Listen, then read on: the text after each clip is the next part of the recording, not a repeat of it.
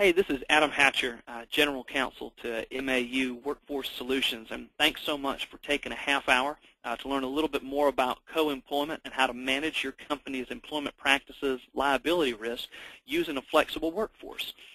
Briefly, what we are going to do today is we are going to talk about co-employment, and it's a word that if you've ever used a staffing firm before, it gets bannered about quite a bit, but it's kind of a term that people don't seem to know a bunch about or what it really looks like. So we're going to talk about what it looks like in your workplace. Second, we're going to talk about the risks that you may be unnecessarily exposing your company to by having management in your company improperly handle a flexible workforce. We're going to talk about those risks, and then we're going to get into really starting a conversation about how to manage, mitigate, or almost eliminate those risks. We're going to start talking through a checklist, a couple of practical applications, but really what this webinar should do is it should raise awareness and then start a conversation that can be had and can be continued with somebody at MAU, even with me. Or through some other resources that I can point you to. So this isn't the be-all, end-all, but it is a great jumping-off spot. So before we get into it, let me briefly introduce myself. Before being counsel to MAU, I was a prosecutor in the Augusta District Attorney's Office here in Augusta, Georgia. After being a prosecutor, I was in private practice for a while before moving in to the counsel's office at MAU. Having been a prosecutor before, that means anytime I go to these attorney conferences with all these other general counsels, I tend to be the only one in the room who's ever gotten 2 love letters from prison on the same day in their counsel office. So, but I have left the prosecutor life behind and have now spent most of my time at MAU dealing with employment practices cases, everything from workplace discrimination, FLSA, wage and hour issues. But really what tends to overshadow everything we do in the staffing industry is this concept of co-employment. So let me generally talk about what that is, talk about what it looks like in your workplace, and then we'll go into talking about risks that may be there for your company and how we can help eliminate or at least mitigate those risks. Now, in your typical employer situation, you really just have a two-way relationship. It is the employer communicating with the employee.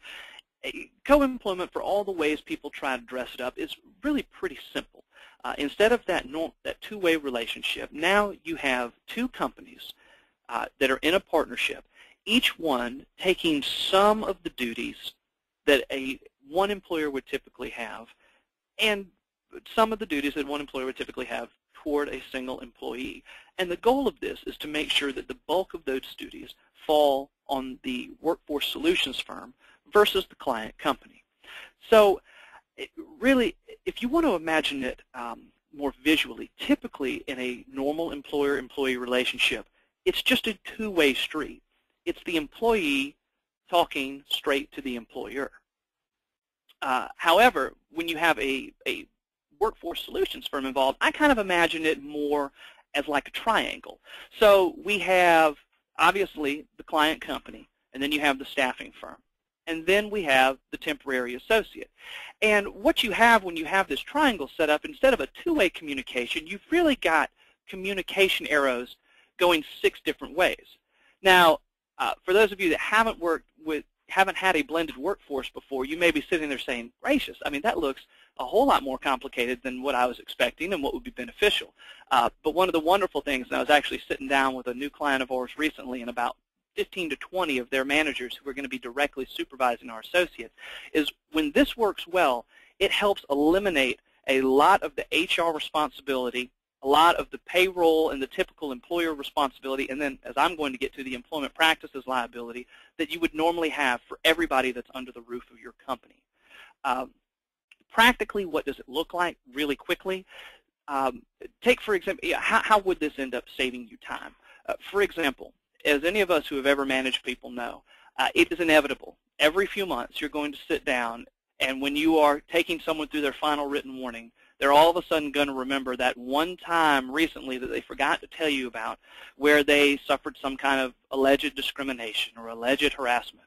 And suddenly you, the supervisor, their manager, the company, are documenting writing down, doing interviews, putting everything in the file, trying to make sure all the I's are dotted and the T's are crossed before moving ahead with the performance evaluation, and then concerned about the termination later because a retaliation charge may come. It's just a mess. One of the wonderful things, and where this six-way communication is fantastic, let's take, for example, the most traditional arrangement that MAU has, and a lot of people here in the meeting have this arrangement with us. We call it a transactional account, where we have associates that are working at a company's location. And MAU doesn't have any management on site. So the day-to-day management is going to be handled by the company. And they're not going to, and so things like telling people where to go, providing a safe work environment, generally giving them feedback on how they're doing, that's going to be done by the company. But when it gets into any sort of progressive discipline, any sort of investigations, any counseling, any remedial actions, and ultimately termination, and then on the front end hiring, those are things that will be handled by the staffing firm. And so a practical example in one of these transactional arrangements would be, let's say you get to the final written warning stage, and the person complains that they believe they were discriminated against by another MAU employee. Now, typically, all these employees are under the client's roof, and the client would take all the time, the company would take all the time investigating it. Well, now all it takes is a simple email. So if you look to the right side, an email goes to MAU and says, depending on where you are, for those of you in Charleston, goes to Matthew May or to Emily Brown and says, I have a write-up for this person. You've handled everything. You kept the file straight. Now take care of it and go through MAU's normal progressive discipline. And suddenly the company can go back, the manager, the supervisor, while MAU does all the human resources functions, can go back to what sets you apart from your competition. Because really, I doubt anyone here in the meeting is differentiated by their competition by the meticulous records that they keep or doing great paperwork. So it's really outsourcing it. And when this works well, what this six-way communication results in, and if any of y'all have seen The Birth of the New Workforce, the book, if you haven't, you're going to get, everybody in the meeting is going to get a free copy of it here at the end. But this is a graph you'll be well aware with. What happens in this six-way communication is it starts to free a company up to quit focusing on stuff that is not what differentiates themselves or makes them different in the marketplace. Things like making sure the grass is cut, making sure the forklifts run correctly, that material gets moved, that boxes get stuffed, and focusing on the things that make them different. My favorite example of this, we do a lot of work with Kimberly-Clark in Beach Island, South Carolina. And Kimberly-Clark years ago realized that what sets them apart from their competition is not their ability to move material about inside the facility. It's everybody who touches and affects paper or diapers. It's the products that you and I buy in the store. And so they have decided to try to start outsourcing anything that is not, if you don't touch the paper, it's going to be outsourced. So for instance, when the diapers are put in a crate and they come down the line and they're sent into a machine and they're packaged by the machine and loaded onto a truck, well, nobody in any of that process has touched a diaper. And so they don't need to touch that. So that's the beautiful thing. While we've gone from a two-way communication to a six, that's how it's beneficial. But that's not what anybody logged on for. That's not what Laura promised. That's generally what co-employment is and what it looks like in a traditional arrangement with MAU.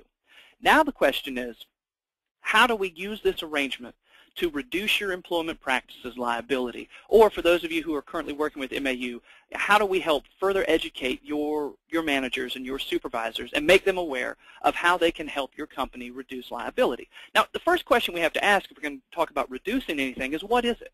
Where does it come from?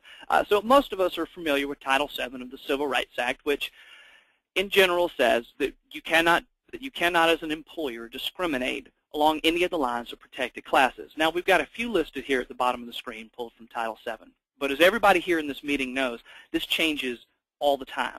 The regulators and the statutes change this. And as a quick aside, I know we have a number of manufacturers on the phone and maybe even some of the more white-collar companies who are represented here. I'm pretty sure we're all aware that GINA, the Genetic Information Act, got passed last year, and the EEOC has made a reform that has made it illegal to discriminate along genetic information or family medical history lines. Just, I wanted to throw in as a quick aside, if you're responsible in your company for any kind of medical history questionnaire that's given to people pre-placement, whether it's MAU's people or other people, any sort of medical screening, if you don't know the last time those were looked over, and it may not have been in the last few months, here is my unofficial, not legal advice. Please make sure HR or counsel, particularly counsel, looks this over, whether it's your outside or your in-house counsel. I actually took some time the other week when I was visiting a client location out of town to stop by the local EEOC office, and I was talking with an investigator there, and he said, Adam, I'll tell you this, in every ADA charge we have now, every disability charge, I stop at the end, and right before we finish, even if everything looks all right, we'll send a request for any medical history questionnaire that this person may have filled out. And if it's not up to date and it's got questions on it about family medical history, I mean, as people know on the call there, it was frequent for years to have questions about diabetes on there, family history of diabetes, of hypertension, of other issues. He said all of a sudden something that was looking clear might turn out to be sticky for the employer. So I wanted to put that in on the side. That's just something, particularly with the manufacturers we work with, we see a lot. And if anybody wants to talk to me about that offline, I'd be more than glad to. So getting back, though, specifically to Title VII, so our liability comes from here, but there's a hook in this. There's a hook in the law, and it's right here in the center, that this law only attaches to an employer. So how do you, as a company, distance yourself in a blended workforce from looking like the employer? Now, before we get into that, a couple people on the call, I know some of us deal with the EEOC or litigation differently. It's, again, 80% of what I do. Some people may be thinking, you know, it's not a big deal. I mean, we get charges in. I've seen discrimination charges. We just pass it along and they go away, and I don't hear about them anymore. Y'all, I will tell you that that's not how it is anymore. As we all know, the EEOC, the Equal Employment Opportunity Commission, is the agency that regulates and that investigates and regulates employment discrimination. If you don't keep up with these numbers, just to let you know, why should we be concerned? Why are things different now? Why should there be an even greater emphasis in a blended workforce on making sure we're managing it properly to avoid employment liability? Because they are better funded and they are more aggressive now. Last year, there were almost 100,000 charges found with the EEOC. In 2008, it was around 95,000. In 2009, it was about 95,000. Last year, 2 years ago, it was around 93,000, and then almost 100,000. So not only do they have a ton of charges coming in, they have managed to get their budget back up as well. Last year, their budget was nearly $370 million, and this year, the chair of the agency has asked for an additional $18 million in funding, and he's asked for it for 3 reasons. The first reason is for technological upgrades. The second reason is for training purposes. For their outreach training, which I don't really understand because I have it right here on my desk, a brochure asking me to come to a training, and they want me to pay $360 or $370 a day to come. So I don't know what portion of this $18 million is going to that, but they still want a lot of money. But the third thing is my guess as to where most of the $18 million is going, is they want to more completely staff their investigators and their in-house attorneys. So not only do they have a ton of charges, they are now better funded. And I believe that they are taking a more aggressive posture. And I don't mean that just generally. For those of you, some of you may be aware, for those of you who aren't, there are systemic discrimination charges that the EEOC is pursuing now. These are class action charges against an employer's hiring practices in which the EEOC does not have to prove any sort of intent. So what they do is they challenge a practice like background checks, like any kind of pre-hire physical, credit checks. Even now, their latest initiative was discriminated against people because they're unemployed. And all they have to prove is if you have a neutral practice in place, they will run up incredible legal bills for your company, both legal bills and expert bills, because you're going to have to get a statistician to fight them, because they're not trying to prove that you meant to disproportionately cut out a certain protected demographic. They just want to show you have a policy in place that may have done it. And these are incredibly expensive, and again, they've taken intent out of it, which in my opinion is the bedrock of law, that you did it and you meant to do it, and thus you're on the hook. Well, they've decided to quit fighting that battle. And you may say, Adam, okay, I know they're well-funded, they've got a lot of people. We hadn't seen a lot of charges lately, and I know that only 42 systemic discrimination charges were filed last year. So really, why should I care more now about reducing my employment practices liability using a blended workforce than I had before? Well, here's something that affects all of us. As we know, last year, or at the beginning of this year, the EEOC changed the Americans with Disabilities Act, which pretty much has made everyone, I mean, the definition has been expanded so much that pretty much everybody is disabled now. In fact, my poor 18-month-old son, who was up most of the night with a stomach bug, is probably considered disabled under the Americans with Disabilities Act now. And when I talk about the bold attitude, look right in the middle here of this, where it says, believe that an employee would not. What they're saying is they have expanded the definition of disability beyond how the Supreme Court of the United States defined it. And they know in doing that plaintiffs' lawyers will now be more apt to bring lawsuits against employers because they think they got a better shot at shaking us down for money. But look that they have rebuffed the Supreme Court of the United States. And then even further, and most shocking to me is this last sentence. We believe that there may be additional legal fees because there will be additional charges and additional lawsuits.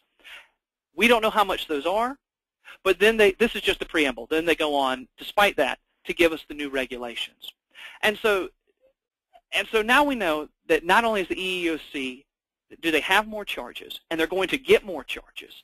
Not only do they have more money and are better funded, but they have a very bold posture right now. So all that said, now we know kind of generally what unemployment is, that everybody under your roof you could have a risk for. So what do we do then to try to keep your employment practices down, liability down, to keep the EEOC down, to keep the EEOC off your back for people underneath your roof who are not yours? There are really two times with employees we know we're going to run into significant amounts of trouble. The first, of course, is in hiring. As we were talking about with systemic discrimination charges, those are hiring practice charges. In hiring is one, and then of course the other is at terminations. So how is it on the? I guess let's move from the hiring practices side to the management of employees and eventually the terminations. How is it that in a workplace with a blended environment that we can keep employment liability from coming to? Now, real quick, you may say, Adam, this is ridiculous. These are not my employees. My defense obviously would be if I called MAU and asked them to get rid of an associate, my defense would always be, I'm not their employer. Well, I'll tell y'all that doesn't cut it now. In fact, I pulled this from the from a guidance issued by the EEOC. It deals particularly with reasonable accommodation requests. And look down here in the answer with me. In essence, the EEOC is saying that when there is a reasonable accommodation request, of course it is MAU's responsibility to do what they can to accommodate. The EEOC has realized that typically the accommodation request will also have to go through a company as well. And if the EEOC believes the company is refusing to accommodate, then they will pass that liability on through. So I tell you, and y'all, I could tell you stories where I've sat down with various clients of ours who typically the phrase that comes up is, and y'all may know this in these transactional accounts, someone works somewhere for 2 months, and we get a call one day and says, hey, this person's just not working out. And that's the reason given to us. I don't have any documentation. It's been 2 months. They know they were wrong. They're just not working out. And it may be that that person, right before they went on location with the company, had just gotten off of unemployment, or with the company we have had clients call that wanted to let people go who just got back from comp leave, or who just started telling their supervisor that they were pregnant, or who had had a charge of who had had a sexual harassment investigation that was ongoing. In those situations, I could tell you 2 stories in specific from the past couple of years where clients who have let MAU associates go without letting MAU be the employer were on the receiving end of, in one case, an EEOC charge, and in other cases, things that were more grave. So we've had all this build up to say, what is co-employment? We've recognized that there's a real risk out there, and that the defense of, I think it was put best by a Fortune 200 client of ours, again, that I was sitting down with the other week, and one of the plant site managers leaned over and said, so you're telling me we just can't get rid of people anymore, that that's not how it is? And I said, no.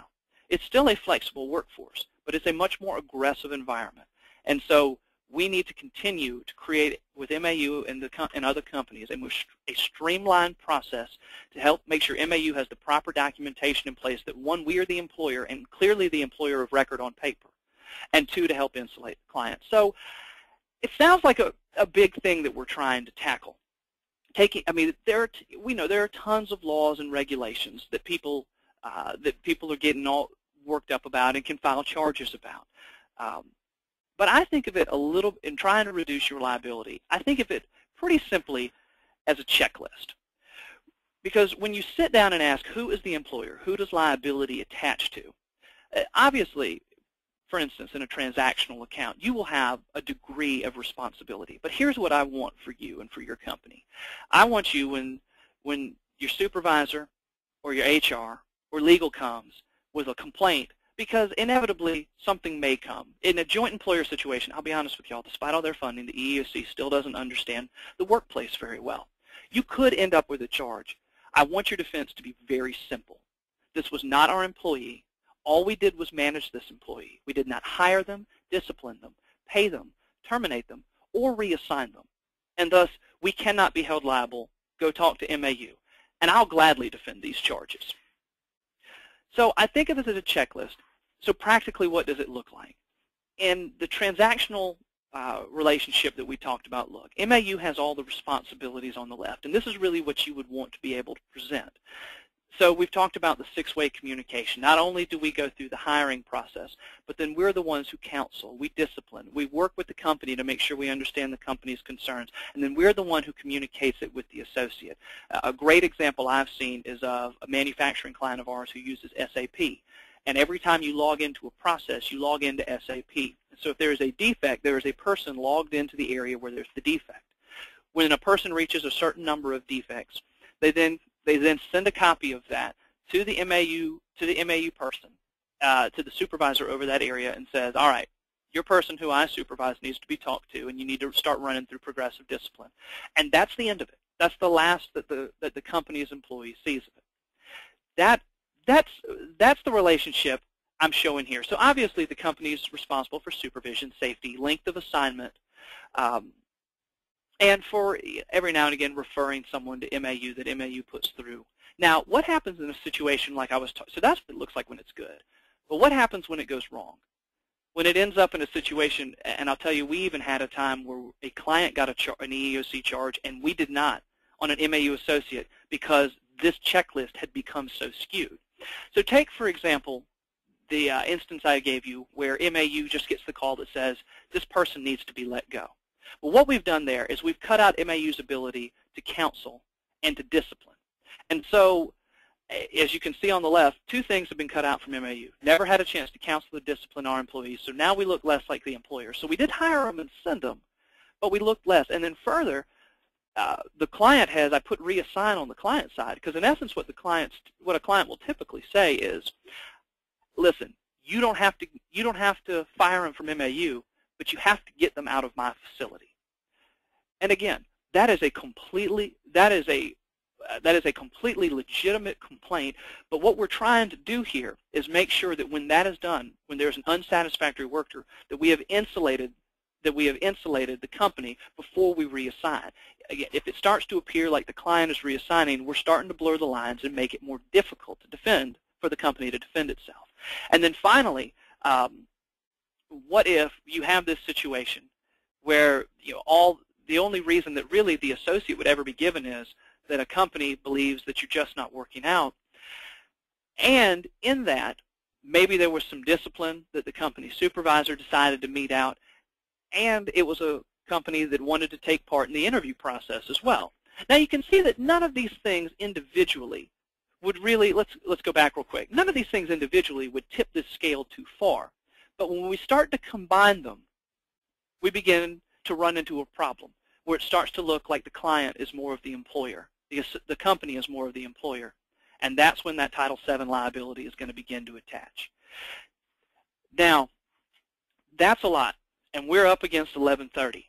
And so really what I wanted to do with this was flush out what unemployment is, flush out what co-employment is, why it's a pressing concern now, and then practically start giving us some steps, some conversations that we can have some things to look at and to visualize how we can insulate companies that utilize a flexible workforce to help keep this aggressive EEOC from attaching to a client for every person that's underneath their roof.